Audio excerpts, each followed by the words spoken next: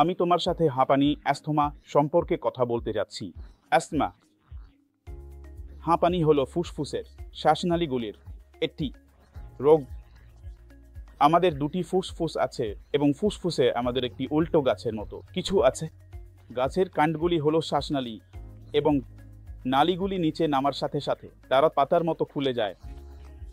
ফুসফুসে প্রায় 400 মিলিয়ন পাতা বা অ্যালভিওলাই আছে, যা হলো সেই স্থান যেখানে মানুষের জন্য গ্যাস বিনিময় ঘটে।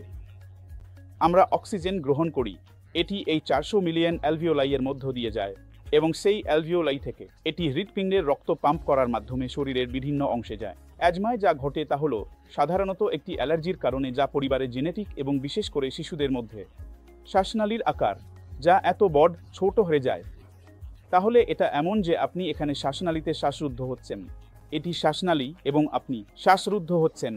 প্রধান লক্ষণগুলি হলো শ্বাসকষ্ট, কাশি, কফ এবং শীষ দেওয়ার মতো একটি সঙ্গীতময় শব্দ যা বুকে বিড়ালের মিউ বা বাঁশির মতো শোনায়। এগুলি হলো প্রধান লক্ষণ যা পরিবারে ঠান্ডা এবং কাশির সাথে ঘটে। পরীক্ষাগুলি কি কি? খুবই সহজ। আপনি একটি ফুসফুসের কার্যকারিতা পরীক্ষা বা পালমোনারি ফাংশন পরীক্ষা করেন। আপনি একটি কম্পিউটারের সাথে সংযুক্ত একটি নল দিয়ে ফোঁ দেন। ইসিজির মতো একটি গ্রাফ আসবে যা এটি নির্ণয় করবে। একটি খুব ছোট রক্ত পরীক্ষা সিবিসি এবং বুকে এবং সাইনাসের এক্সরে করুন। চিকিৎসা কি?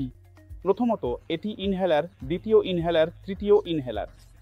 এই ইনহেলারগুলি একটি স্পেশাল ডিভাইস সহ আসা উচিত এবং আপনাকে আপনার অ্যাজমা একটি রক্তচাপ যন্ত্রের মতো মনিটর করতে হবে। আপনাকে একটি পিক ফ্লো মিটার দিয়ে আপনার অ্যাজমা মনিটর করতে হবে। সর্বশেষ যে চিকিৎসা পদ্ধতি উপলব্ধ তা হলো এটি ব্রঙ্কিয়াল থার্মোপ্লাস্টি নামে পরিচিত, যেখানে ব্রঙ্কোস্কোপির মাধ্যমে, যা একটি ক্যামেরাযুক্ত টিউব দিয়ে আপনার নাকের মাধ্যমে এন্ডোস্কোপি করা হয়। আমরা ভিতরে যাই এবং শ্বাসনালী গরম করি, যেখানে নালীগুলি সংকুচিত হতে পারে না, তারা স্থির থাকে এবং তাই শ্বাসকষ্ট। অ্যাজমা এমন কিছু জানিয়ে ভয় পাওয়ার প্রয়োজন নেই।